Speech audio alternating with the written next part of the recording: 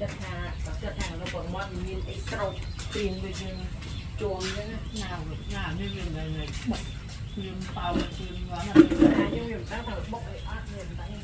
lại đáo rồi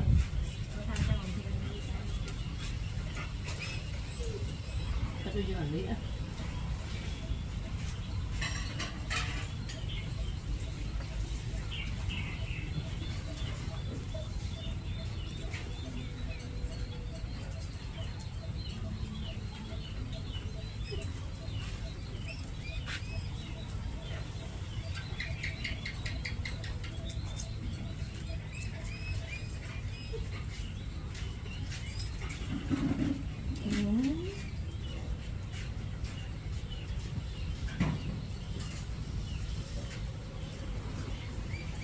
xong rồi anh mình